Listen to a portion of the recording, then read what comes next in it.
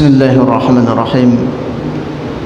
Assalamualaikum warahmatullahi wabarakatuh. Alhamdulillah wa syukru lillahi wa salatu wassalamu ala rasulillah alladhi la nabiyya ba'dah. La hawla wa la quwwata illa billah. Allahumma la ilma lana illa ma 'allamtana innaka antal alimul hakim. Allahumma a'inna ala zikrika wa syukrika wa husni ibadatik, amma ba'd. Hadirin jamaah salat maghrib, bapak-bapak dan juga ibu-ibu, para alim ulama, tokoh masyarakat pandai, hadirin wa hadirat jamaah salat maghrib yang dimuliakan oleh Allah Subhanahu wa taala. Alhamdulillah, kembali kita memperbaharui daripada rasa kesyukuran kita kepada Allah Subhanahu wa taala, yang mana pada malam hari yang berbahagia ini kita masih bisa melaksanakan sebuah kewajiban kita, yaitu salat maghrib. Mudah-mudahan kita bermunajat ataupun selalu bermohon kepada Allah Subhanahu wa taala, apa yang telah kita lakukan pada hari ini senantiasa dicatat sebagai amal saleh di sisi Allah Subhanahu wa taala. Amin ya rabbal alamin. Salawat beriringkan salam senantiasa kita hadiahkan ke junjungan kita, uswatun hasanah kita ataupun suri tauladan kita, yaitu Rasulullah sallallahu alaihi wasallam, yang berlafazkan Allahumma salli ala sayyidina Muhammad wa ala ali Muhammad, assalamu alayka ya Rasulullah. Sebagaimana sebuah hadis Rasulullah yang menganjurkan kita untuk selalu mengucapkan salawat dan salam kepada beliau, man shalla alayya salatan wahida shalla alaihi asyara marrat. Barang siapa di antara umatku yang mana mereka mengucapkan salawat dan salam kepadaku satu kali, kata Rasulullah, maka ucapan salawat itu akan dibalas oleh Allah dengan 10 kebaikan diberikan kepada mereka. Tapi Bapak Ibu yang dimuliakan Allah Subhanahu wa taala, sebagaimana yang telah disabdakan oleh Rasulullah sallallahu alaihi wasallam, kullu amrin jibalin la yubda'u bi bismillahi fahuwa aqta au ajazam au abtar. Setiap perkara itu, kata Rasulullah, setiap pekerjaan itu tidak diawali dengan mengucapkan bismillah, mengatasnamakan nama Allah, maka ketika itu akan terputus dari rahmat Allah. Maksudnya apa? Ada pekerjaan yang selalu kita lakukan yang mana itu adalah kaitannya dengan urusan duniawi, tapi ketika kita mengawalinya dengan bismillah, maka pekerjaan itu dijadikan sebuah ibadah di sisi Allah Subhanahu wa taala. Apapun bentuk daripada perilaku, perbuatan ataupun pekerjaan yang kita lakukan di dalam kehidupan kita sehari-hari. Taib jemaah salat maghrib yang dimuliakan Allah Subhanahu wa taala, insyaallah pada malam hari yang berbahagia ini, sebagaimana biasanya ya, kita akan melanjutkan kajian kita fi mas'alati hadisul ahkam, hadis yang terkandung di dalamnya hukum. Nah, kalau kita berbicara masalah hukum, maka itu sudah masuk bahagian daripada fikih, karena fikih itu kan lebih cenderung kepada hukum dia. Kalau tidak wajib haram, kalau tidak haram makruh ataupun sunnah. Tapi kalaupun tidak makruh ataupun sunnah, masuk ke dalam kategori mubah atau jaiz, diperbolehkan. Hanya 5 hukum ini saja yang dijelaskan di dalam ilmu fikih berdasarkan kepada beberapa hadis Rasulullah sallallahu alaihi wasallam, maka dinamakan dengan hadisul ahkam. Sebagaimana yang telah ataupun yang sering kita sampaikan, bahwasanya hadis itu tidak terlepas dengan 3 tahap. Yang pertama ada yang dinamakan dengan rawi ataupun rijalul hadis, dan yang kedua ada yang dinamakan dengan matan ya. Matan itu kan kandungan daripada hadis itu sendiri. Maka kalau kita bercerita masalah hadisul ahkam, mencari hadis yang ada di dalam Sahih Bukhari ataupun Sahih Muslim yang berkaitan dengan hukum, tidak berkaitan dengan tauhid. Bukan berarti hadis itu tidak banyak menceritakan tentang tauhid, banyak. Tapi kalau kita bercerita masalah hadisul ahkam, berarti hukum-hukum yang ada di dalam hadis itu sendiri. Kita berdasarkan kepada sebuah hadis Rasulullah sallallahu alaihi wasallam, sebagaimana Nabi menyabdakan di dalam hadisnya, kullu khalqillahi ta'ala hasanun. Setiap ciptaan Allah, setiap yang Allah ciptakan, baik ia yang ada di langit ataupun di bumi, itu dalam kondisi baik. Tidak ada orang yang bisa melebihi daripada apa yang telah diciptakan oleh Allah Subhanahu wa taala. Kalau kita lihat sekarang kan manusia itu sudah meranjak kepada untuk proses pembuatan daripada manusia. Padahal jelas kata Allah Subhanahu wa taala yang mana manusia itu diciptakan ahsani taqwim, sebaik-baik daripada ciptaan. Dan manusia itu lebih baik penciptaannya dilakukan oleh Allah dibandingkan makhluk-makhluk yang lainnya, baik ia makhluk yang ada di langit ataupun di bumi. Manusia itu lebih sempurna. Ya, ketika kita misalkan dengan makhluk yang ada di alam yang lain seperti halnya makhluk jin, itu ketika dibandingkan penciptaannya itu jauh lebih sempurna, dari jauh lebih bersempurna penciptaan daripada manusia. Seandainya jin itu bisa dilihat oleh semua orang, maka otomatis kita merasa takut dan khawatir melihat bentuk daripada jin itu sendiri. Terkadang dia punya taring, dibilang hewan tidak, dibilang manusia juga tidak. Ini adalah jin. Maka wajar diceritakan di dalam beberapa sirah, di dalam sejarah, bahwasanya banyak sekali jin itu cenderung tertarik kepada manusia. Karena ketertarikan jin inilah kepada manusia, sehingga mereka enggan untuk melepaskan daripada itu manusia, selalu bersamai daripada manusia itu sendiri, bahkan merasuki ke dalam tubuhnya. Itu kan salah satu dasar adalah ada kecenderungan mereka terhadap manusia itu sendiri. Apa sebab? Dikarenakan penciptaan yang lebih sempurna dilakukan oleh Allah Subhanahu wa taala adalah kepada manusia, barulah kepada makhluk yang lainnya. Maka jelas kata Rasulullah, kullu khalqillahi ta'ala hasanun, baik apapun bentuknya, baik ia hewan yang melata, baik ia hewan yang bisa dimakan ataupun hewan yang haram dimakan itu. Tapi Bapak Ibu yang dimuliakan Allah Subhanahu wa taala, maka penciptaan daripada Allah ini tidak boleh dirubah, dalam artian litajmil, untuk memperindah ataupun mempercantik daripada ciptaan Allah tersebut. Nah, kalau kita sudah bertujuan kepada untuk perubahan daripada penciptaan Allah itu dengan tujuan lebih bagus ataupun lebih cantik, lebih cenderung masuk ke dalam kategori haram toh. Karena sudah berbeda niat ataupun tujuannya. Berbeda halnya ketika ada manusia yang diberikan oleh Allah panca indera di dalam tubuh kita, tapi tidak terfungsikan dengan baik, tidak terfungsikan dengan baik.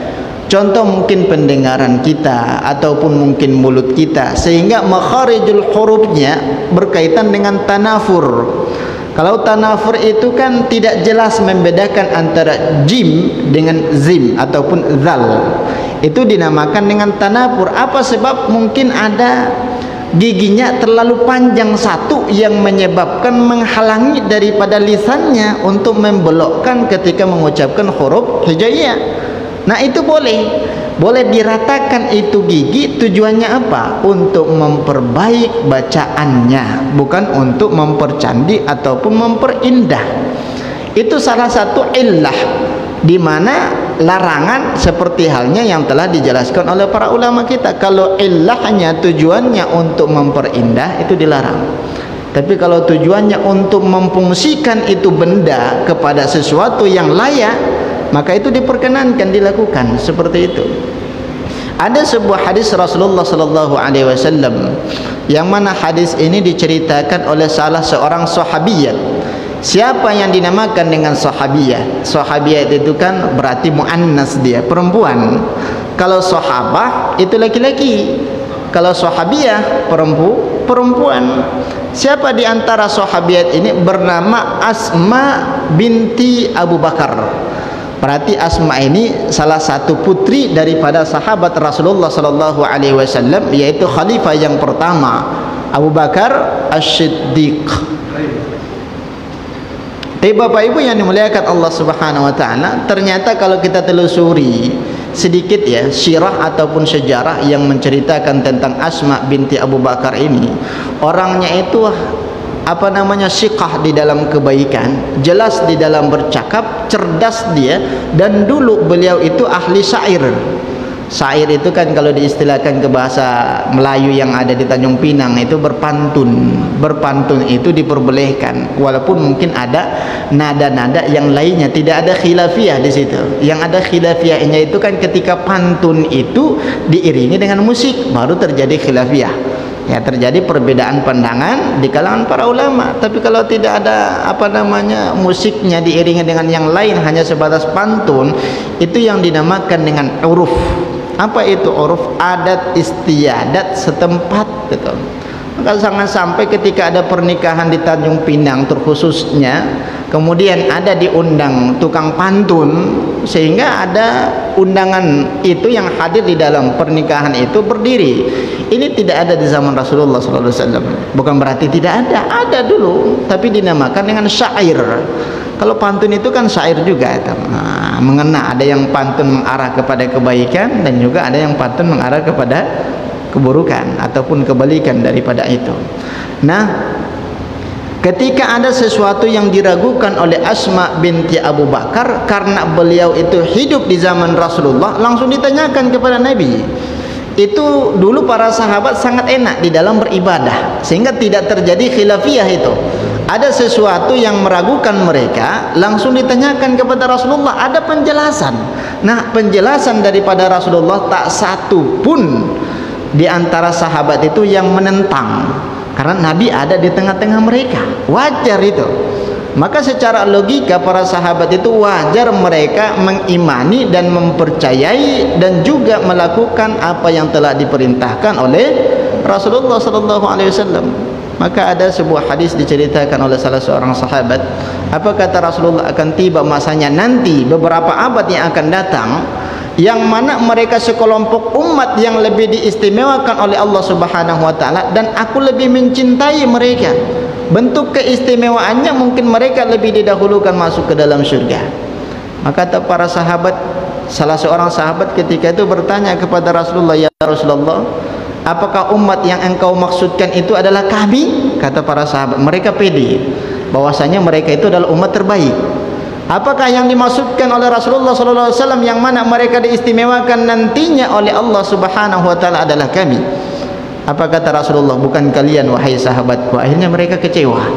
Siapa yang dimaksudkan oleh Rasulullah itu? Padahal kami, ketaatan kami luar biasa. Maka apa kata Rasulullah? Ada umat yang akan datang, apakah dia 15 abad yang akan datang, 14 abad yang akan datang, ataupun lebih daripada itu, yang mana mengikuti ajaranku, padahal mereka belum pernah bertemu denganku, kata para sahabat. Pada kata Rasulullah sallallahu alaihi wasallam, maka wajar mereka itu diistimewakan oleh Allah. Kita tidak pernah bertemu dengan, mungkin larangan ketika kita melakukan sesuatu. Kita hanya mendengarkan beberapa hadis Rasulullah yang diceritakan oleh para ulama-ulama kita yang siqah di dalam agama, kita langsung percaya. Maka apa kata Rasulullah SAW? Mereka itu adalah umat terbaik. Tidak pernah bertemu denganku, tapi mereka sangat cinta luar biasa kepadaku. Maka apa kata para luar biasa istimewanya mereka ya Rasulullah. Maka ketika ada keraguan di kalangan para sahabat, ada tempat bertanya, dan tempat bertanya ini tidak diragukan lagi, dan tidak ada yang membantah. Kalau sekarang Bapak Ibu mungkin kita hadir di Masjid As-Sakinah, ada yang memberikan pencerahan kepada kita, ditanya pandangannya seperti ini, kemudian kita berangkat ke masjid yang lain ditanya dengan pertanyaan yang sama, kok pandangannya berbeda, kan seperti itu. Inilah yang dinamakan dengan khilafiyah, perbedaan persepsi ataupun pemahaman di kalangan para ulama-ulama kita, yang mana itu masih di dalam koridor daripada tuntunan agama Islam itu sendiri. Berarti perbedaan itu kan masih ke dalam kategori furu'iyah ataupun di dalam far'un. Far'un itu kan cabang.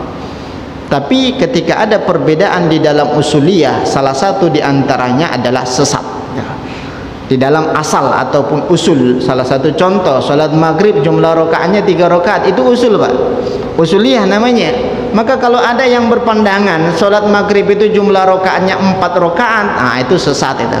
Kenapa 4 rakaat? Kami mau menambahkan jumlah rakaatnya sehingga lebih banyak ibadahnya. Ini sesat.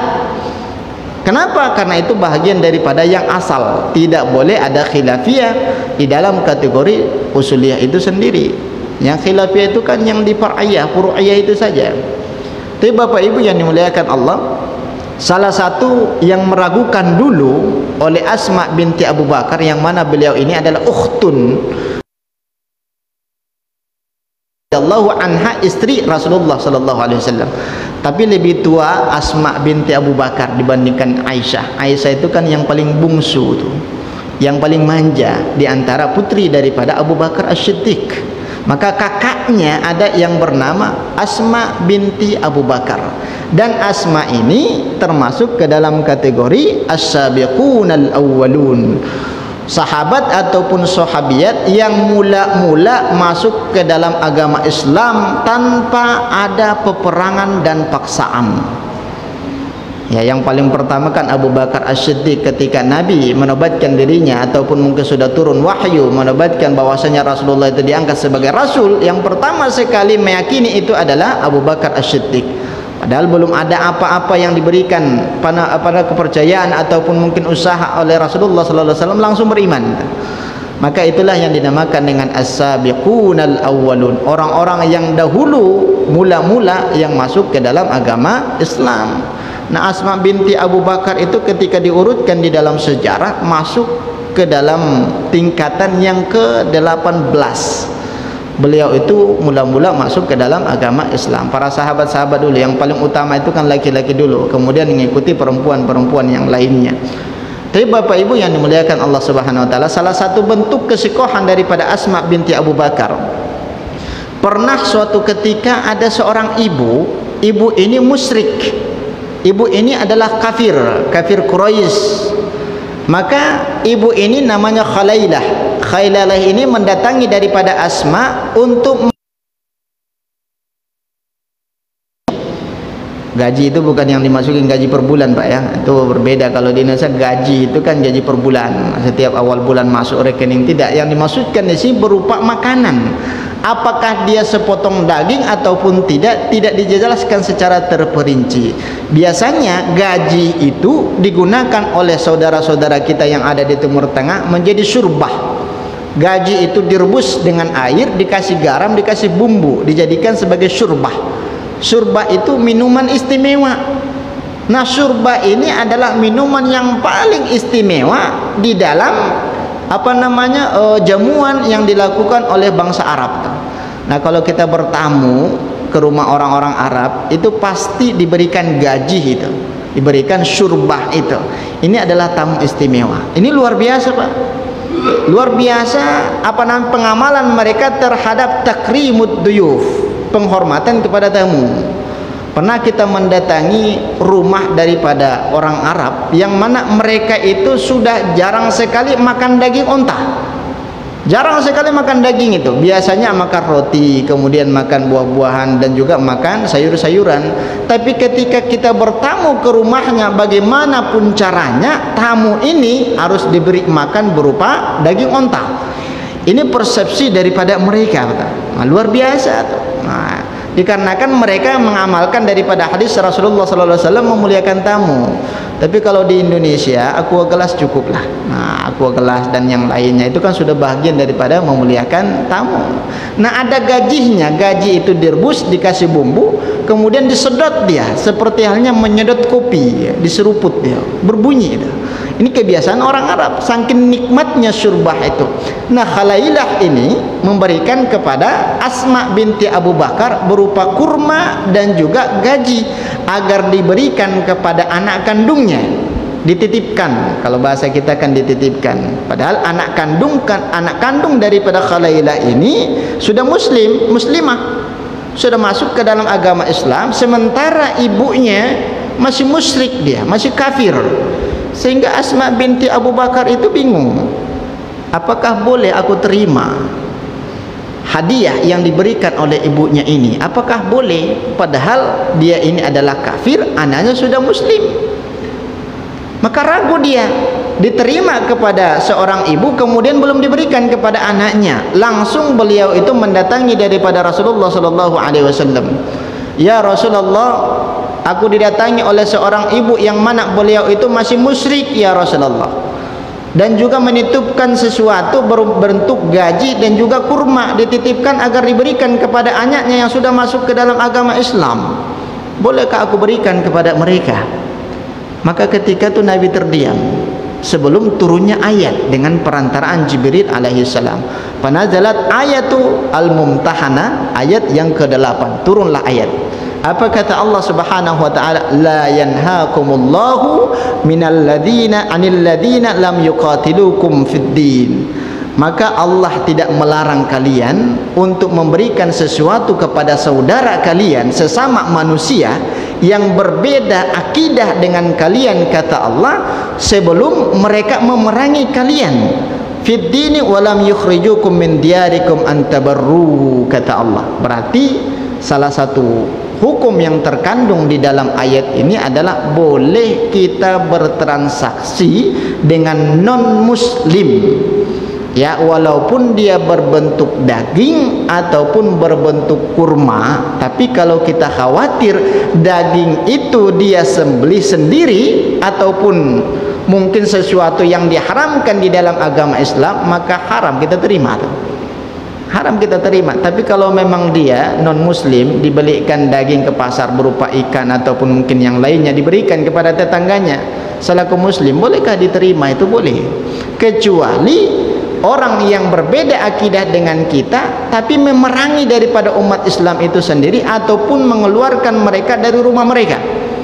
Salah satu contoh kan kita punya rumah masing-masing, terusi ketenangan kita di dalam rumah kita dikarenakan ada orang yang menyerang, dan orang yang menyerang itu kaum kafir. Nah, mereka ini maka kita masuklah ke dalam kategori jihadu fi sabilillah, berjihad di jalan Allah, wajib melawan itu.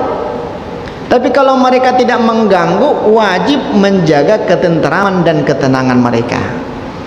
Inilah maksud dan tujuan ayat itu diturunkan oleh malaikat Jibril, perantaraan daripada malaikat Jibril datangnya dari Allah Subhanahu wa taala. Maka apa kata Rasulullah kesimpulan daripada ini ayat? Wahai Asma binti Abu Bakar, sesungguhnya pandangan Islam di dalam agama kita, ajaran di dalam agama kita, diperbolehkan untuk diterima pemberian daripada saudara kalian yang berbeda akidah dengan kalian. Berarti boleh kita terima, kecuali ada keraguan. Bagaimana bentuk keraguan? Kita bertamu ke rumah tetangga kita, kebetulan agamanya berbeda, akidahnya berbeda, kemudian dihidangkan minuman, ya sudah, boleh kita nikmati minuman itu. Kalau dihidangkan berupa makanan soto, ada daging-dagingnya, ini dikhawatirkan, ini daging apa nih? Dagingnya halal atau daging sapi pendek? Kan ada sapi yang pendek, ada sapi yang panjang, kan seperti tinggi. Nah, kalau kita khawatir seperti itu, boleh kita tidak menikmati itu, karena kan khawatir ini sesuatu yang diharamkan atau dihalalkan. Dan terkadang kan mereka juga faham kalau tamunya Islam, maka diberikan makanan-makanan yang mungkin halal seperti buah, kemudian air mineral dan yang lainnya seperti itu. Yang jelas berdasarkan kepada sebuah hadis Rasulullah sallallahu alaihi wasallam, "Da' yaribuka ila ma la yaribuk," kata Rasulullah, tinggalkanlah sesuatu yang meragukan engkau kepada sesuatu yang tidak meragukan engkau. Nah, kalau kita ragu terhadap sesuatu itu, ya sudah, tinggalkan. Jangan dipaksakan. Tapi kalau berbentuk aqua gelas, Pak, disediakan oleh saudara kita, tetangga kita yang satu negara berbeda akidah dengan mereka, boleh kita nikmati itu. Apa sebab tidak mungkin ada percampur adukan sesuatu yang haram di sini? Karena masih tersegel dia, masih tersegel. Tapi kalau makanan minuman yang mereka masak, bapak ahwati, ya sudah, tidak usah dinikmati. Nah, seperti itu. Bagaimana dengan ketersinggungan? Kan kita menimbang antara ketersinggungan dengan sesuatu yang meragukan. Lebih kuat sesuatu yang meragukan itu, ya sudah, tinggalkan. Kalaupun seandainya kita bertamu, langsung sampaikan saja, tak usah repot-repot, Bu, cukup dengan aqua gelas saja. Padahal dalam hati kita karena takut diberikan sesuatu yang mungkin merubah ataupun mungkin tidak kita yakin terhadap apa yang telah disediakan oleh tetangga kita tersebut. Berarti kesimpulannya, Pak, boleh kita bermuamalah dengan mereka, boleh saling tabarruk. Apa itu tabarruk? Memberikan hadiah. Nah, kalau mereka ada pernikahan, kita dapat undangan, kita berikan hadiah, boleh. Mereka juga mendatangi pesta kita, memberikan hadiah, boleh diterima. Nah, seperti itu. Kalau bapak tak mau, ya sudah, serahkan ke yang lain saja. Kan seperti itu. Nah, tapi bapak ibu yang dimuliakan Allah Subhanahu Wa Taala, maka apa kata Asma binti Abu Bakar? Qalat. Nah, ini masuk ke dalam inti daripada hadis itu sendiri yang dinamakan dengan matan. Qalat, berkata Asma binti Abu Bakar, jaa imra'atun ilan Nabi sallallahu alaihi wasallam. Datang seseorang perempuan yang sudah dewasa. Imra'atun itu berarti sudah dewasa. Kita lanjutkan setelah pariwara berikut ini.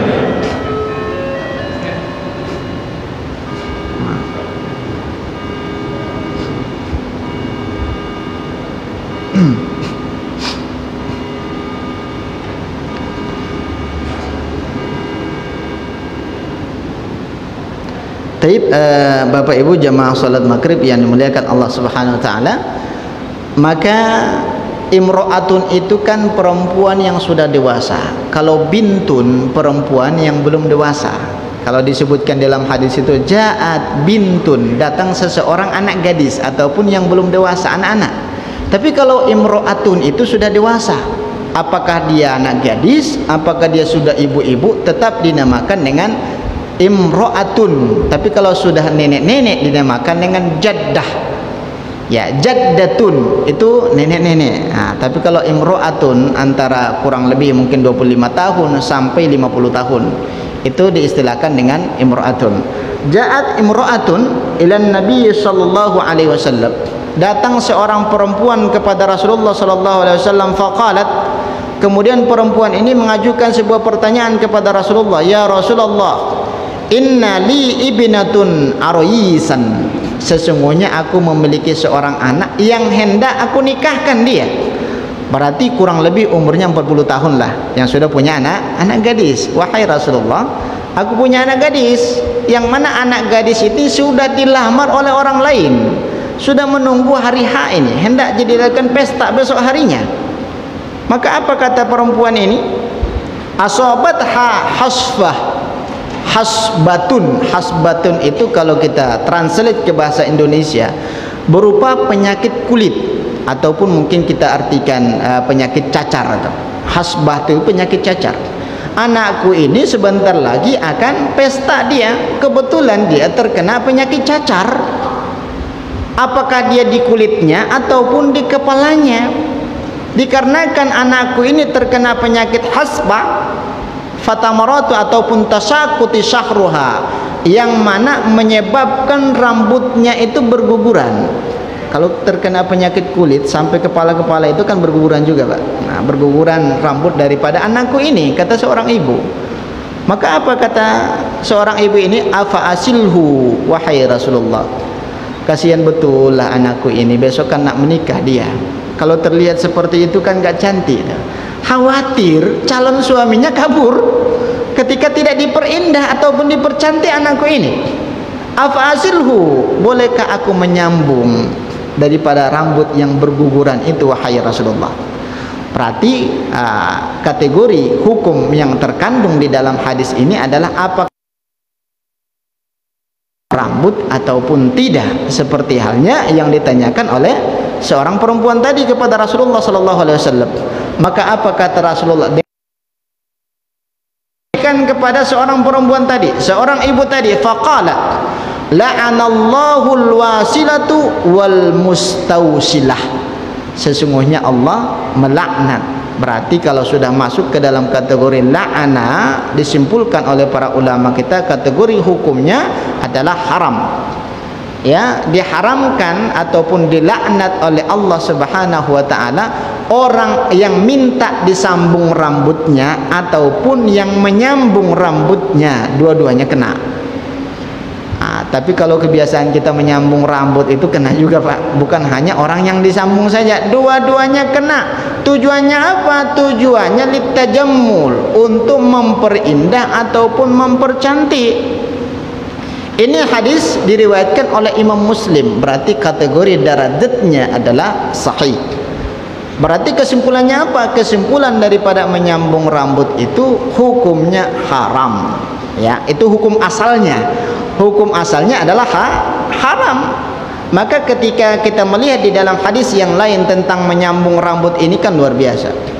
Apa kata Rasulullah sallallahu alaihi wasallam? Simfani min ahlin nar lam arahuma qaumun.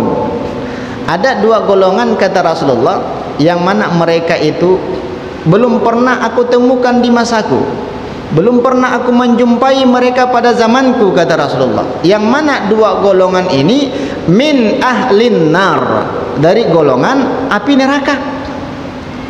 Itu adalah salah satu mukjizat daripada Rasulullah. Belum pernah terjadi di zaman Rasulullah, tapi kata Nabi 14 abad yang akan datang kalian akan terbiasa bertemu dengan dua golongan ini, kata Rasulullah SAW. Padahal Nabi tidak hidup di zaman kita ini, tapi sudah bisa memprediksikan kondisi umat Islam pada saat ini seperti apa. Itu kan bahagian daripada mukjizat itu. Mukjizat daripada Rasulullah SAW. Siapa mereka yang dua golongan ini yang sudah dinobatkan sebagai penghuni api neraka? Siyatun ka'asnamil baqari yatribuna bihan nas. Sekelompok orang yang punya wewenang, sekelompok orang yang punya kekuasaan, yang mana mereka membuat sebuah kebijakan cenderung menyakiti daripada anggotanya, cenderung menyakiti daripada rakyatnya, cenderung menyakiti daripada bawahannya. Maka ada para ulama-ulama menafsirkan daripada yang dimaksudkan kepada syiatun kasnamil baqari, sekelompok aparat. Mohon maaf, ini mohon maaf ketika mungkin ada status kita sebagai aparat. Sekelompok aparat yang memiliki ataupun yang memegang tongkat, yang mana tongkat itu dipukulkan kepada orang yang ada di hadapan dia. Segala macam tongkat itu langsung dipukul oleh ulama-ulama kita, bukan kita yang menyampaikan. Salah satu penafsirannya kata ulama-ulama kita adalah sekelompok aparat yang semena-mena menyakiti daripada orang-orang yang demonstrasi meminta keadilan di lapangan. Maka yang paling penting, Pak, ketika ada hal yang seperti ya sudah negosiasi, utus undangan ataupun mungkin utusan mereka siapa yang mewakili untuk berbicara. Apa yang hendak disampaikan? Mereka kan turun ke jalan, kan ada sesuatu yang mengganjal di dalam hatinya, hendak disampaikan. Ternyata sebelum tersampaikan apa yang ia hajatkan, yang ia dapat apa? Pukul-pukul. Yang ia dapat apa? Gas air mata. Kan seperti itu. Nah, ini yang dimaksudkan oleh ulama kita, syiatun kasnamil baqar.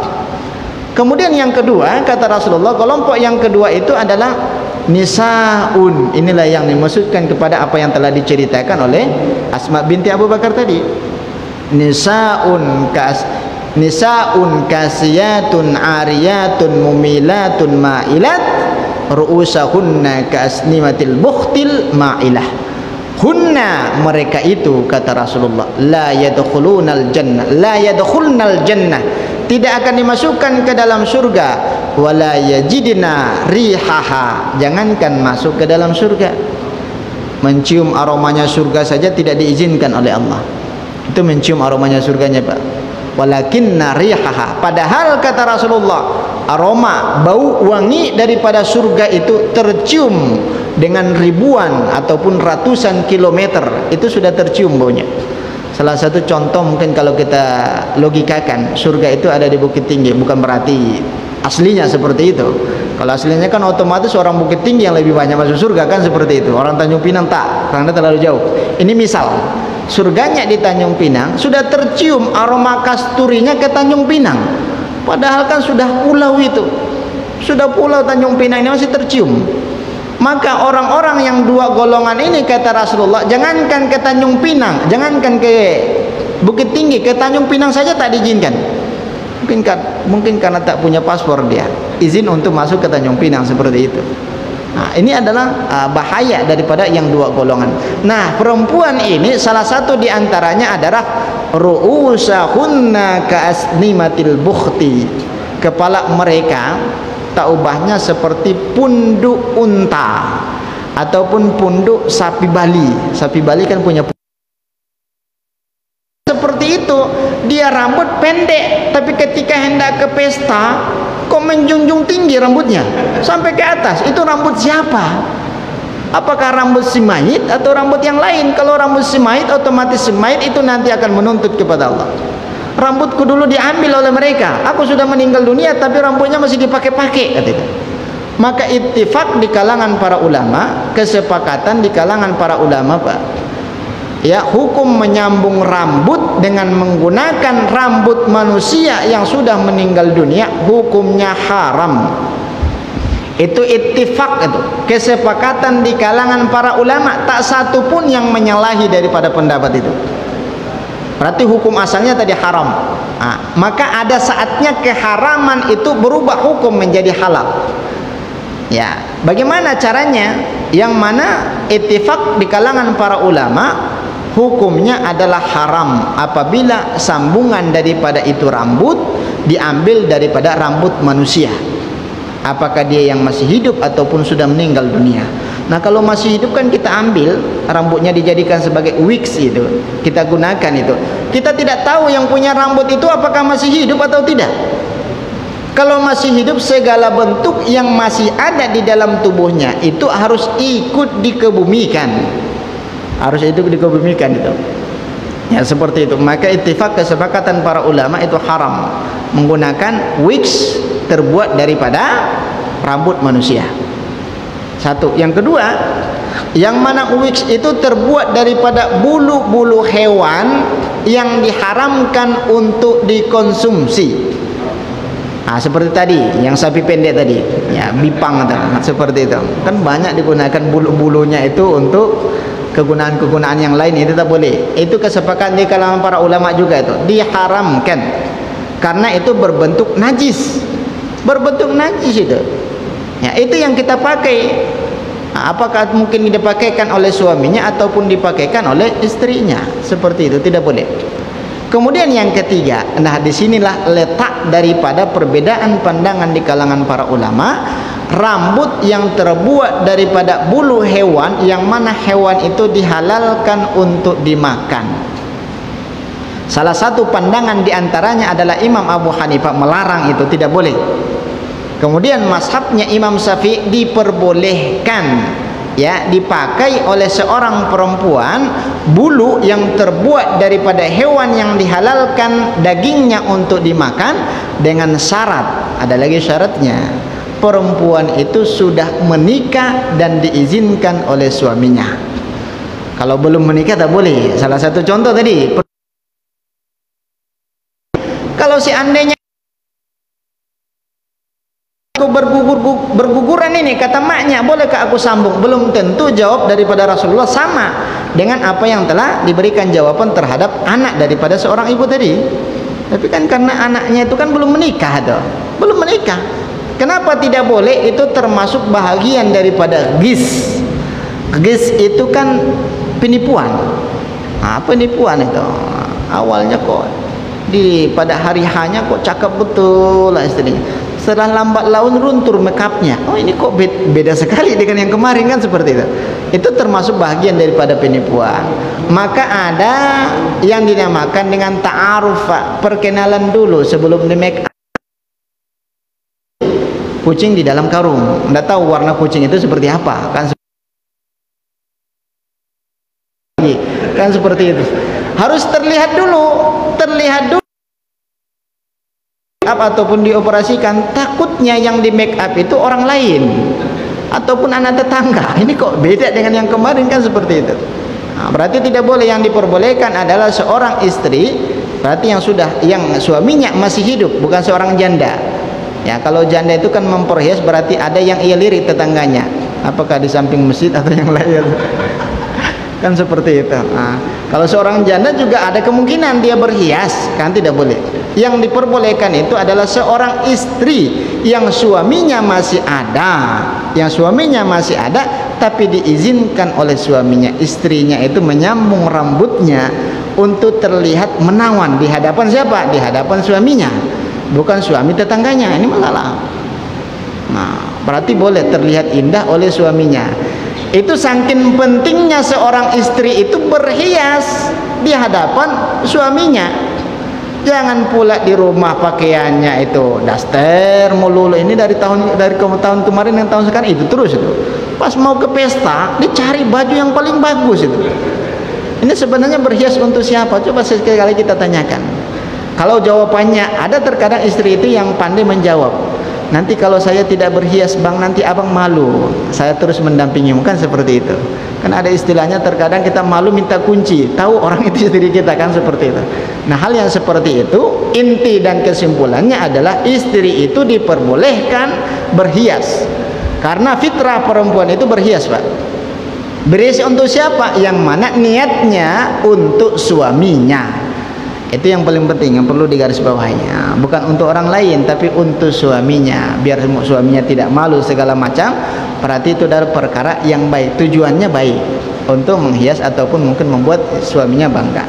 Bukan berarti kecantikan daripada istri itu dinikmati orang lain. Ini beda lagi niat seperti itu.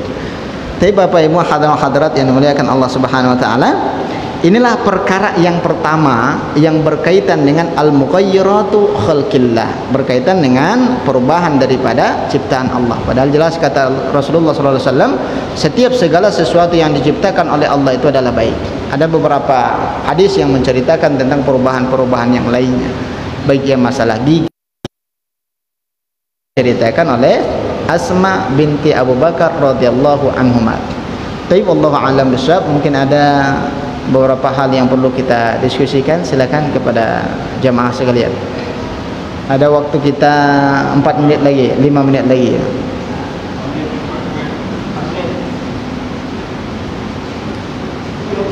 Silakan. Terkadang diberikan waktu tak ada diberikan. Ya, silakan. Pak Ketua. Ya. Nah, nih.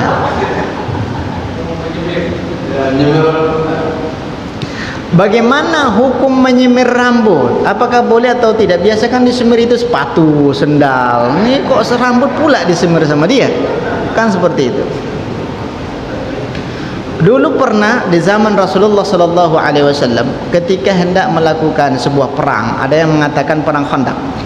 Ya, ada yang mengatakan perang Khandaq di antara para ulama-ulama kita. Sebelum terjun kepada pelaksanaan perang Khandaq itu, jumlah tentara muslim dengan tentara kafir Quraisy tidak ada tidak sebanding. Kurang lebih kalau tentara umat Islam ketika itu hanya 3 ribuan. Kalau kafir Quraisy 30 ribu, 1 dibanding 10. Ini kan tidak ada bandingannya itu. Maka otomatis ada siasat, ada politik di dalam peperangan. Nah, Islam itu Bapak Ibu tidak bisa dipisahkan dengan perpolitikan. Itu satu menyatu itu. Jangan sampai politik, ya politik, jangan dikaitkan dengan agama. Tapi politik di Indonesia kacau balau sekarang. Kacau balau. Ini yang didukung pada saat ini kok beralih haluan. Ini yang didukung beralih haluan, akhirnya bingung. Banyak masyarakat yang tidak percaya lagi politik. Padahal jelas sudah dijelaskan di dalam agama Islam bagaimana tata cara perpolitikan di dalam pandangan Islam, terkhusus di dalam peperangan itu. Maka ini singkat cerita dikumpulkan oleh Rasulullah SAW. Ini kafir Quraisy hendak menyerang kita ini.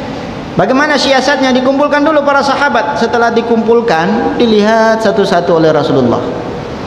ini kok sudah tua-tua kan seperti itu, umurnya sudah 50-an ke atas ini. Ini kalau nggak ada cerita ini kalau seperti ini kata Rasulullah, kalau seandainya kita langsung berangkat ke medan perang itu pasti kalah.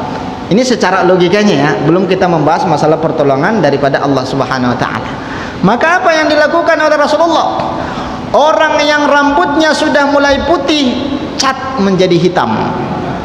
Nah, cat menjadi hitam kata Rasulullah. Untuk apa?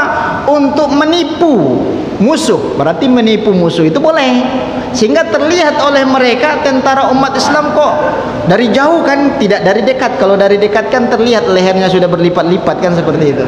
Kalau dari jauh kan masih kepalanya hitam. Oh ini sudah apa namanya, kok muda-muda ini, belum ada yang ubanan, jenggotnya pun dicat menjadi hitam. Itu perintah daripada Rasulullah awal mulanya. Kegunaannya untuk apa? Untuk di dalam peperangan, mengkhawatirkan, untuk memunculkan kekhawatiran di hati para musuh ketika itu. Maka dianjurkan pada saat itu saja. Jangan mencari dalil untuk menghalalkan apa yang kita lakukan, Pak. Jangan dijadikan hujah itu. Nah, ketika dicat jadi hitam, kenapa engkau cat rambutmu jadi hitam, Pak? Ini sunnah dulu, perintah Rasulullah kata dia. Emang ikut ini perang Khandaq dulu kan seperti itu. Nah, pada zaman itu dianjurkan oleh Rasulullah SAW. Setelah selesai dimenangkan oleh umat Islam, maka apa kata Rasulullah? Mulai saat ini aku haramkan untuk mencat rambut berwarna hitam. Nah, naran dong. Mohon maaf ini yang bagi yang sudah mencat itu. Kalau sudah mencat itu besok balik ke rumah udah sampo nih, hilangkan lagi tuh. Kan seperti itu. Nah, mohon maaf. Nah, yang boleh mencat rambut itu adalah warna pirang. Orang-orang tua kita apa namanya jamaah tabligh gitu kan. Mohon maaf, yang jamaah tabligh kan banyak yang pirang-pirang jenggotnya. Bukan berarti kita anggap itu adalah preman, tidak. Ini kok dipirang rambutnya, dipirang jenggotnya, berarti preman itu. Ini adalah anjuran di dalam agama Islam. Yang mengamalkan adalah preman. Yang mengamalkan preman-preman di mana tinggal lagi mereka salah sasaran. Nah, itulah yang dinamakan dengan niat. Kalau tujuannya adalah sunnah, maka pahala. Maka diperbolehkan mempirang rambut dengan warna selain hitam. Satu. Yang kedua, terakhir, orang yang ubanan kata Rasulullah adalah orang yang paling baik kebaikannya. Setiap satu helai rambut satu pahala. Nah, kalau bapak rubah rambutnya menjadi hitam, hilang pahalanya. Nah, yang paling banyak apa namanya warna rambutnya putih ya, yang paling banyak kebaikannya dalam hal masalah rambut ya, bukan kita membahas masalah yang lain. Mohon maaf ini Pak Ustadz Ali, Pak Ustadz Ali belum ada apa namanya, belum ada kebaikan di atas kepala karena ubannya belum tumbuh. Nah, seperti itu. Nah, ini kesimpulan daripada hukum itu. Insya Allah di lain waktu akan kita bahas secara mendetail berkaitan dengan menyemir rambut itu. Karena waktu Isya sudah masuk, kita tutup dengan bacaan alhamdulillah. Alhamdulillahirabbil alamin, dan doa kafaratul majlis. Subhanakallahumma wa bihamdika asyhadu an la ilaha illa anta astaghfiruka wa atubu ilaik.